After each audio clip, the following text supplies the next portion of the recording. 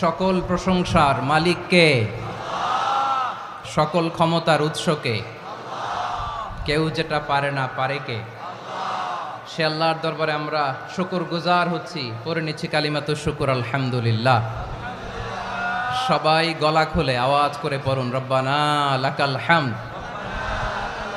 হামদান কাসীরান তাইয়্যিবান মুবারাকান ফীহি ইয়া রাব্বি লাকাল হামদু কামা ইয়ানবাগি লিজালালি ওয়াজহিকা ওয়া আযীমি সুলতানিকা লাকাল হামদু বিল ঈমান লাকাল হামদু বিল ইসলাম লাকাল হামদু বিল কুরআন।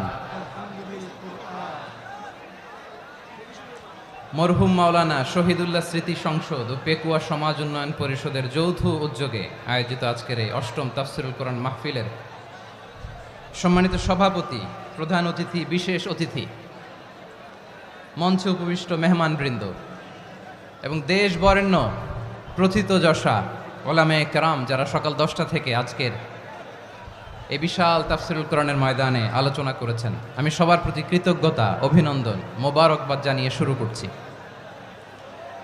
আল্লাহ রাব্বুল ইজ্জত জালালের দরবারে শুকরিয়া জ্ঞাপনের পাশাপাশি আমি আপনাদের শুকরিয়া জানাই যারা কক্সবাজারের বিভিন্ন থানা থেকে, চট্টগ্রামের বিভিন্ন থানা থেকে এবং বাংলাদেশের বিভিন্ন জেলা থেকে আজকের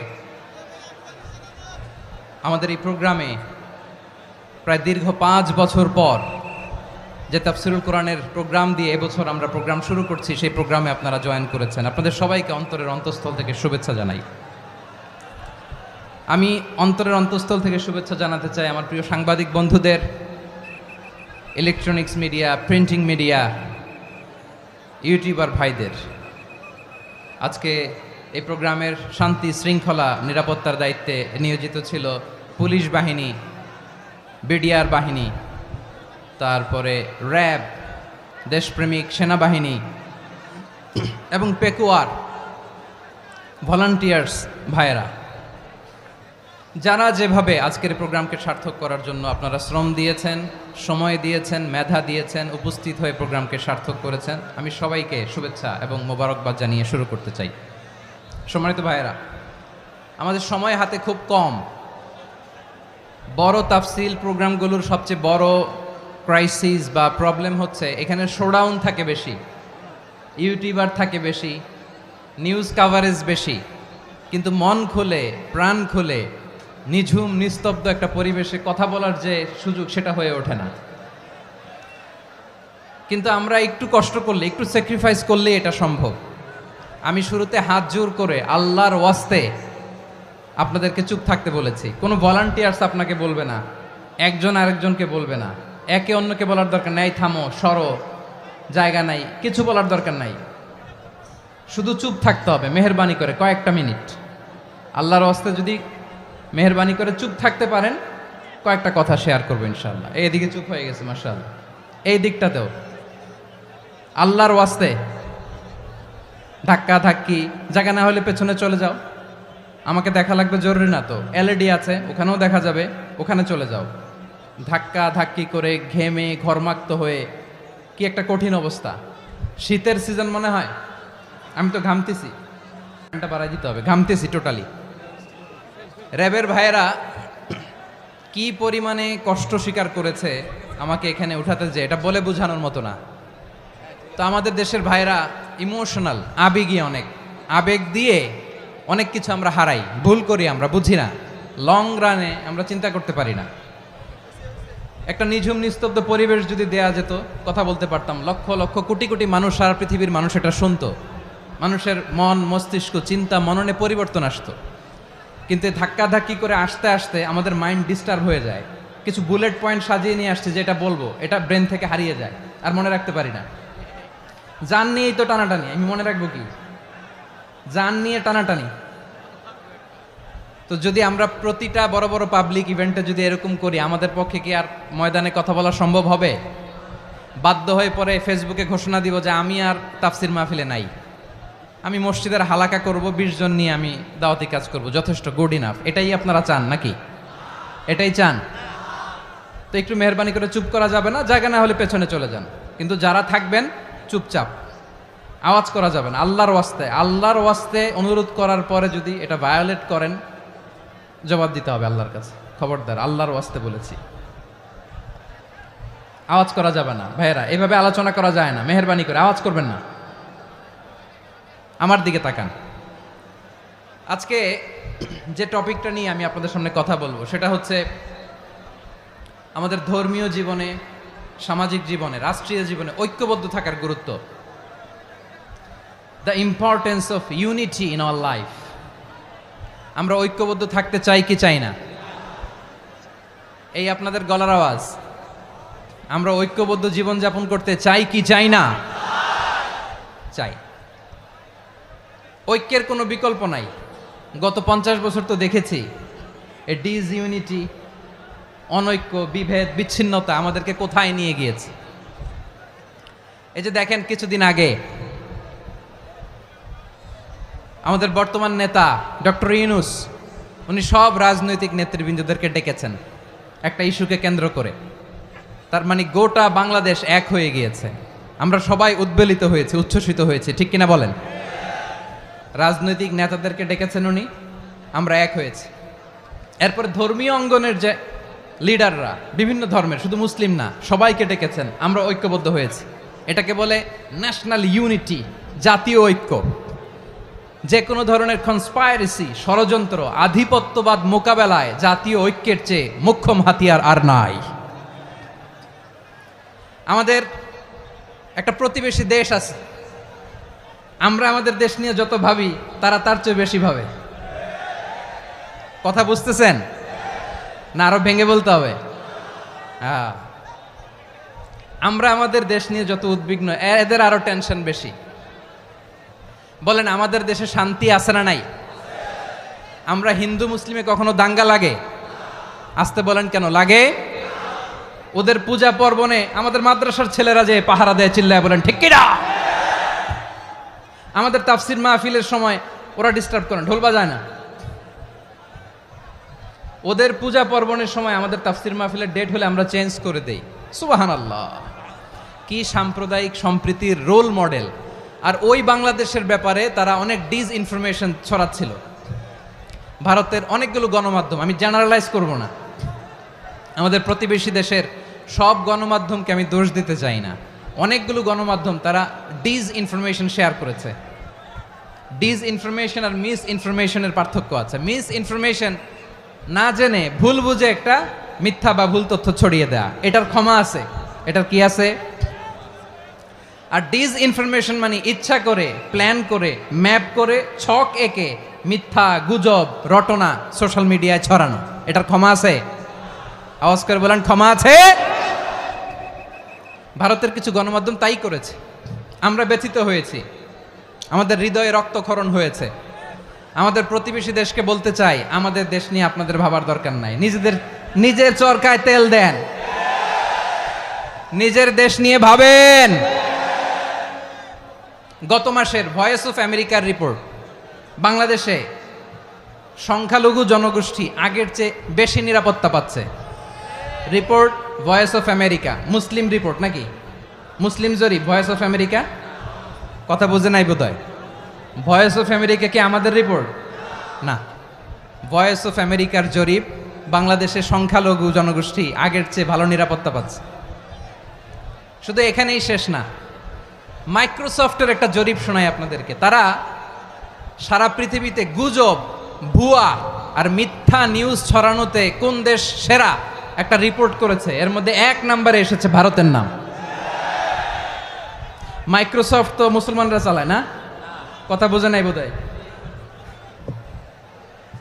প্রতিবেশী দেশকে বলবো, আপনারা নিজের চরকায় তেল দেন, আপনারাও শান্তিতে থাকেন, আমাদেরকেও শান্তিতে থাকতে দেন।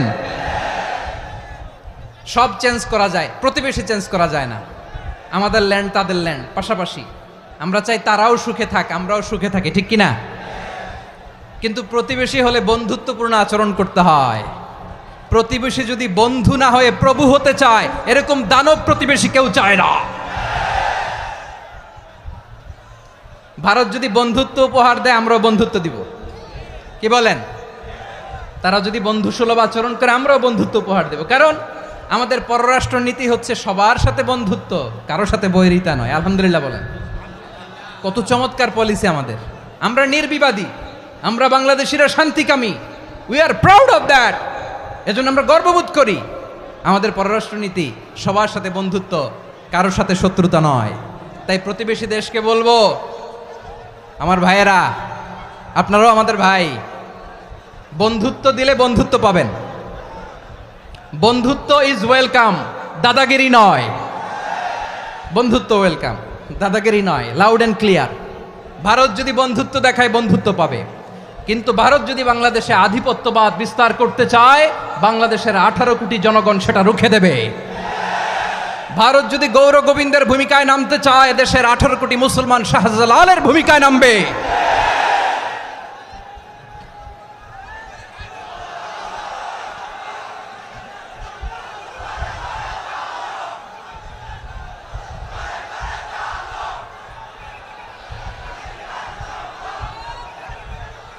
প্রিয় ভাইয়েরা, আমরা বন্ধুত্বে বিশ্বাসী, শত্রুতায় নই, ঠিক কিনা বলেন? আল্লাহ আমাদেরকে বোঝার তৌফিক দান করুক। তাহলে এই যে তারা বলেছে এদেশে সংখ্যালঘুরা কষ্টে আছে, দুঃখে আছে, এটা কি ঠিক? বলেন, এটা কি ঠিক? না, তারা ডিস ইনফরমেশন শেয়ার করেছে, এটা ঠিক নয়। আমার প্রতিবেশী বন্ধু রাষ্ট্রকে বলবো, আপনারা এটা করবেন না, এটা করবেন না। আমরা শান্তিতে আছি, আপনারাও শান্তিতে থাকেন, আমাদেরকেও শান্তিতে থাকতে দেন। এই যে চিটাগাংয়ের অ্যাডভোকেট আলিফ হত্যাকাণ্ডে গোটা বাংলাদেশ আমরা ধৈর্যের পরাকাষ্ঠা দেখিয়েছে, চিল্লায় বলেন ঠিক কিনা? আমাদের নেতা আমাদেরকে ডেকেছে, আমরা শান্ত থেকেছি। আমরা শান্ত থাকতে চাই, আমরা ঐক্যবদ্ধ থাকতে চাই। যে কোনো ষড়যন্ত্র রুখে দেওয়ার জন্য ঐক্যবদ্ধ প্রচেষ্টার কোনো বিকল্প নাই। তাই আজকের আলোচনার ছোট্ট একটা টপিক আমি শিরোনাম ঠিক করেছি, আমাদের জীবনে, সমাজ জীবনে, ধর্মীয় জীবনে, রাষ্ট্রীয় জীবনে ঐক্যবদ্ধ থাকার গুরুত্ব। এবার আওয়াজ করে পেকুয়ার ভাইয়েরা বলেন, আমরা ঐক্যবদ্ধ জীবনযাপন করতে চাই কি চাই না? আল্লাহ তাআলা সে নির্দেশনাই দিচ্ছেন। আল্লাহ তাআলা ইরশাদ করছেন, ওয়া'তাসিমু বিহাবলিল্লাহি জামিআন ওয়া লা তাফাররাকু ওয়াযকুরু নি'মাতাল্লাহি আলাইকুম إذ كنتم أعداء فألف بين قلوبكم فأصبحتم بنعمته إخوانا وكنتم على شفا حفرة من النار فأنقذكم منها كذلك يبين الله لكم آياته لعلكم تهتدون الله أكبر পড়েন। আল্লাহ বললেন, ও গোলামেরা শোনো, ওয়া'তাসিমু বিহাবলিল্লাহি জামিআ, ও আমার গোলামেরা সবাই মিলে আল্লাহর রশিকে আঁকড়ে ধরো। আল্লাহর রশি হলো ইসলাম, আল্লাহর রশি হলো কোরআন। আল্লাহ বললেন, কোরআনকে আঁকড়ে ধরো, ইসলামকে আঁকড়ে ধরো। একা একা আঁকড়ে ধরলে চলবে না, জামিয়া, সবাই মিলে আঁকড়ে ধরো। এই আদেশটা আমাদের জন্য দান করেছেন কে? আল্লাহ তাআলার নির্দেশ, ওয়া'তাসিমু বিহাবলিল্লাহি জামিআ, সবাই মিলে আল্লাহর রশিকে আঁকড়ে ধরো। হাবলুল্লাহ মানে আল্লাহর রশি। হাবলুল্লাহ মানে কি? রশি। এই হাবলুল্লাহ আল্লাহর রশি বা আল্লাহর রজ্জু দ্বারা উদ্দেশ্য হচ্ছে ইসলাম। আল্লাহর রশি দ্বারা উদ্দেশ্য কি? তাফসিরে অনেক ব্যাখ্যা এসেছে। এরকম পরিস্থিতিতে তাফসিরের সূক্ষ্ম সূক্ষ্ম বিষয়গুলো আমরা শোনাতে চাই, কিন্তু পরিবেশ হয়ে ওঠে না। আল্লাহর রজ্জু বা আল্লাহর রশি দ্বারা উদ্দেশ্য হচ্ছে ইসলাম। আল্লাহর রজ্জু বা আল্লাহর রশি দ্বারা উদ্দেশ্য হচ্ছে কোরআন, কারণ কোরআন আমাদেরকে ঐক্যবদ্ধ করে, ইসলাম আমাদেরকে ঐক্যবদ্ধ করে। চিল্লায় বলেন ঠিক কিনা? এজন্য আল্লাহ বললেন, তোমরা আমার রশিকে আঁকড়ে ধরো, বিচ্ছিন্ন হয়ে না। আমার দেয়া নেয়ামতগুলো স্মরণ করো। যখন তোমরা ছিলে শত্রু, তোমাদের মধ্যে হৃদয়ে আমি আল্লাহ ভালোবাসা ঢেলে দিলাম, ফলে তোমরা সবাই ভাই ভাই হয়ে গেলে। তোমরা সবাই ছিলে জাহান্নামের কিনারায়, জ্বলন্ত অগ্নিকাণ্ডের পাশে। আমি আল্লাহ দয়া করে ঈমানের বদৌলতে তোমাদেরকে আগুন থেকে ফেরালাম। আমি আল্লাহ দয়া করে তোমাদেরকে জান্নাতের পথ দেখিয়ে দিলাম। সুবহানাল্লাহ পড়েন। এমন পথ দেখালাম যেই পথ তোমাদেরকে জান্নাতে নিয়ে যাবে, পথের দিশা তোমরা পাবে। লাআল্লাকুম তাহতাদুন। প্রিয় ভাইয়েরা, তাহলে আমাদের যে ঐক্যবদ্ধ থাকতে হবে, এই নির্দেশটা কার? নাকি মন মতো আমি বানায় বলতেছি? আওয়াজ করে বলুন, নির্দেশটা কার? আল্লাহর। তাহলে আমাদেরকে ঐক্যবদ্ধ জীবন যাপন করতে হবে প্রিয় ভাইরা। ইসলাম আমাদেরকে ঐক্যবদ্ধ করে। ইসলাম আমাদেরকে কি করে? সংঘবদ্ধ করে, ঐক্যবদ্ধ করে। বিচ্ছিন্ন হওয়া যাবে না। বিরোধ, বিচ্ছিন্নতা, মতানৈক্য এগুলো আমাদেরকে ধ্বংস করে, আমাদেরকে দুর্বল করে। আর আমাদের ঐক্যবদ্ধ প্রচেষ্টা আমাদেরকে বিজয়ের দিকে এক ধাপ এগিয়ে নেয়। চিল্লায় বলেন ঠিক কিনা? এজন্য আল্লাহ বললেন ওয়াতাসিমু বিহাবলিল্লাহি জামিআ, তোমরা আল্লাহর রশিকে আঁকড়ে ধরো, তোমরা ঐক্যবদ্ধ জীবন যাপন করো, তোমরা বিচ্ছিন্ন হইও না। বিচ্ছিন্ন হইলে লস, ঐক্যবদ্ধ হলে সেখানে কল্যাণ আছে না নাই? মাইকে কি সমস্যা হয়েছে কোনো? হ্যাঁ, এবার ঠিক আছে। প্রিয় ভাইয়েরা, শেষ করে দেই না? তাইলে শেষ করে দিব তো। গত 2 দিন আগে এসে বসে আছেন, আর আমি আসার 20 মিনিটের মধ্যে উঠে যাচ্ছেন কেন? আর সহ্য হচ্ছে না? আর পারতেছেন না? হ্যাঁ, বসেন। যাদের খুব জরুরত তাদেরকে বেরোইতে দেন। অনেকে সকাল থেকে বসে আছে, ওয়াশরুমে যেতে হবে, সারাদিন কিছু খায় নাই, পাগলের মতো বসে আছে। আমি জানি, সব রিপোর্ট আছে আমার কাছে। মেহেরবানি করে বিশৃঙ্খলা করবেন না, আল্লাহর ওয়াস্তে, আল্লাহর ওয়াস্তে। যাদের কষ্ট হচ্ছে বের হয়ে যান। আরো কয়েক মিনিট কথা বলে আমরা শেষ করব। আল্লাহর ওয়াস্তে, আল্লাহর ওয়াস্তে বলার পরেও এরকম বিশৃঙ্খলা করা মোটেও কাম্য নয় প্রিয় ভাইয়েরা। আল্লাহর ওয়াস্তে, এই শব্দটা কতবার ইউজ করেছি আমি, আল্লাহর ওয়াস্তে। আপনার বুক কাঁপে না? হ্যাঁ, ভয় হয় না আল্লাহর? একটু থামেন, একটু থামেন, মেহেরবানি করে, মেহেরবানি করে। এই তো, হ্যাঁ, মাশাআল্লাহ। আল্লাহর ওয়াস্তে প্রিয় ভাইয়েরা, ঐক্যবদ্ধ হতে হবে আমাদেরকে। আদেশটা কার? একটু আওয়াজ করবেন। ঐক্যবদ্ধ জীবন যাপন করতে হবে, আদেশটা কার? আমাদের আগে যে সমস্ত জাতিগোষ্ঠী ধ্বংস হয়েছে বিভেদের কারণে হয়েছে। বিশ্বনবী বলেন, বুখারীর বর্ণনা, ফা ইন্নামা আহলাকাল্লাযীনা মিন ক্বাবলিকুম কাসরাতু মাসাইলিহিম ওয়া ইখতিলাফুহুম আলা আমবিয়াইহিম। তোমাদের আগে ইহুদি নাসারারা যারা ধ্বংস হয়েছে, আমার গজবে উপনীত হয়েছে, 2টা কারণ ছিল। নাম্বার 1, কাসরাতু মাসাইলিহিম, বেশি প্রশ্ন করত, প্রয়োজনে অপ্রয়োজনে নবীরা প্রশ্ন করে আটকাইতে চাইতো, এরকম ডাকাত ছিল তারা। 2 নাম্বার কারণ, ওয়াখতিলাফুহুম আলা আমবিয়াইহিম, ইখতিলাফ করার কারণে, বিভেদের কারণে, পারস্পরিক বিরোধে জড়ানোর কারণে তারা ধ্বংস হয়েছে। এখন বলেন, আমরা কি আল্লাহর গজব চাই? আমরাও কি তাদের মতো ধ্বংস হতে চাই?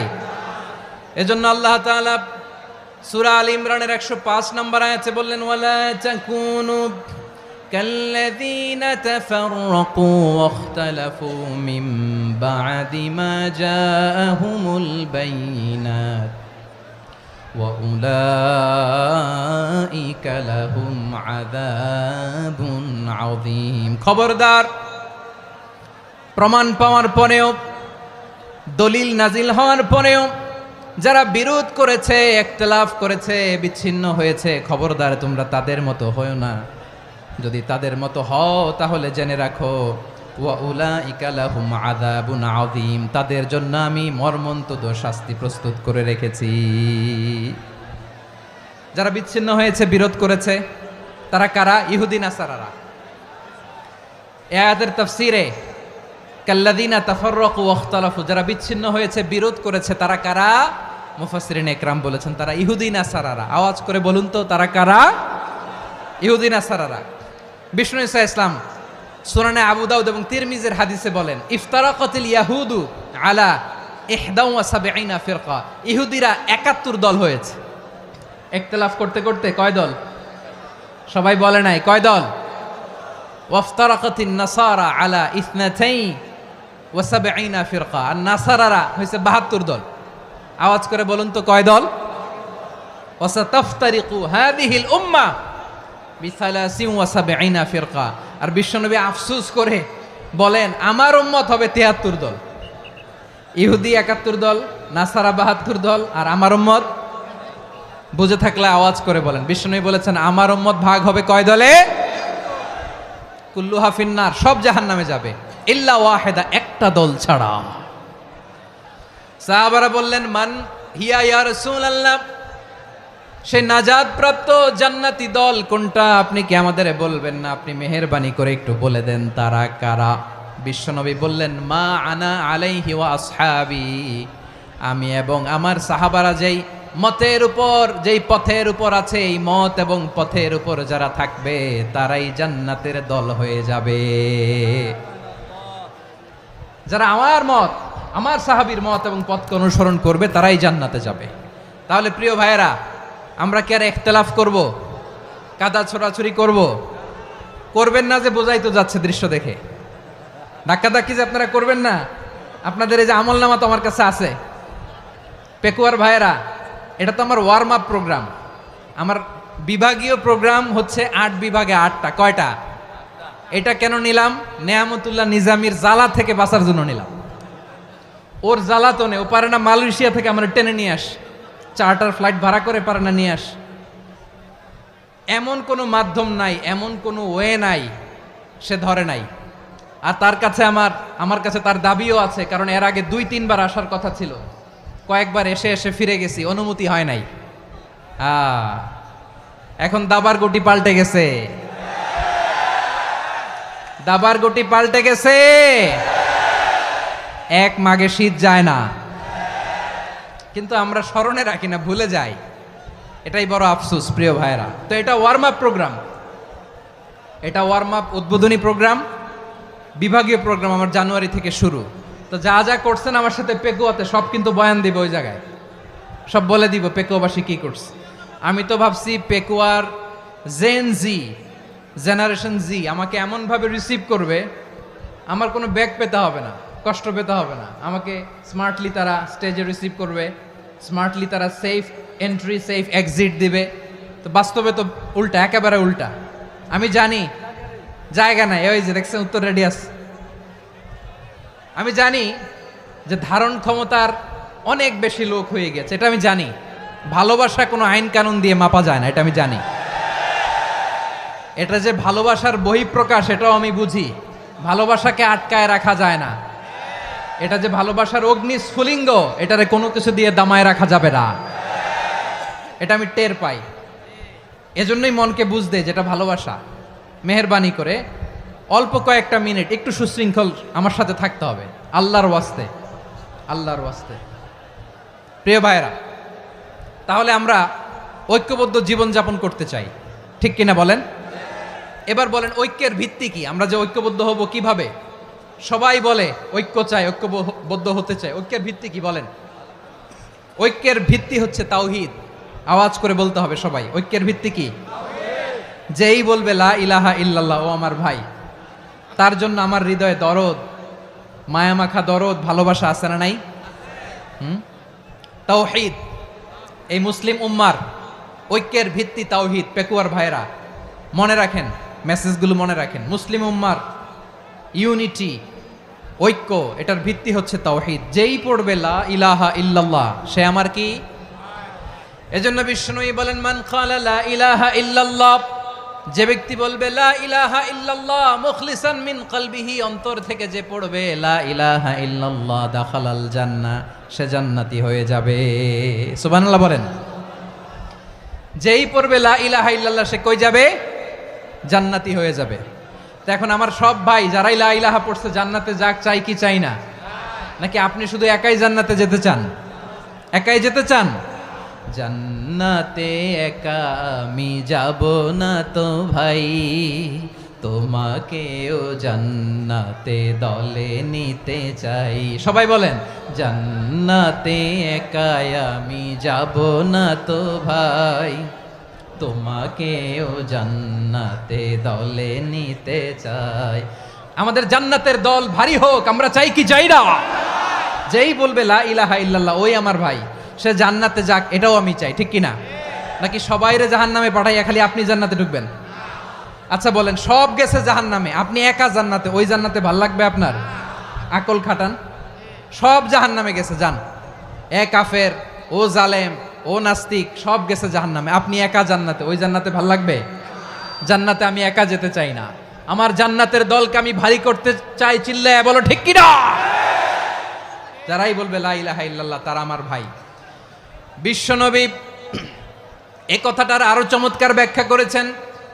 তিনি বলেন, মান সাল্লা সালাতানা واستقبل قبلتنا وأكل ذبيحة